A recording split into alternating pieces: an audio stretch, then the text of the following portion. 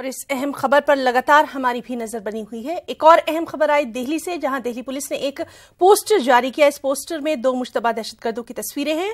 Delhi police के मुताबिक जैश-ए-मोहम्मद के इन दोनों मुश्तबा दहशतगर्दों के निशाने पर दिल्ली है। ये पोस्टर दिल्ली की दीवारों पर चस्पा किए गए हैं। दिल्ली पुलिस ने इस सिलसिले में एक अलर्ट भी जारी कर दिया है।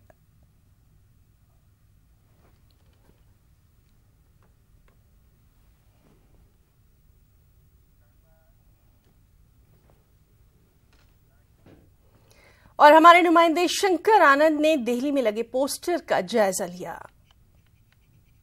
के 2 दिन के बाद ही राजधानी दिल्ली में भी एक आतंकी खतरे का विशेष तौर पर अलर्ट जारी किया गया है। राजधानी दिल्ली के जो सेंट्रल दिल्ली है, यहाँ पर कुछ पोस्टर्स भी लगाए गए हैं जिसमें कि बताया गया है कि कुछ संदिग्ध आतंकी जो है वो राजधानी दिल्ली में प्रवेश कर चुके हैं। एक पोस्टर आपको मैं दिखाना चाह रहा हूँ। ये दिल्ली का पहाड़गंज इलाका है और पहाड़गंज में ऐसे पोस्टर्स कई स्थानों पर लगाए गए हैं। इन दोनों जो शख्स है जो पोस्टर में दिखाई दे रहे हैं, ये जैश-ए-मोहम्मद आतंकी संगठन के बताए जा रहे हैं। और अगर इस तस्वीर की बात करें तो यहाँ पर एक माइलस्टोन है जिसमें कि दिल्ली 360 किलोमीटर बताया जा रहा है और हालांकि स्थानीय लोकेशन 9 किलोमीटर का है।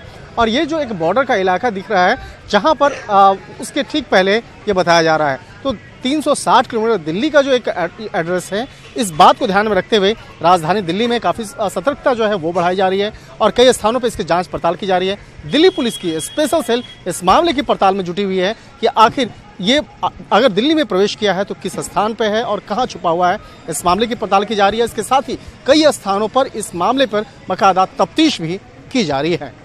वीडियो जर्नलिस्ट सप्पू पाठक के साथ शंकर आनंद, न्यूज़ 18 दिल्ली।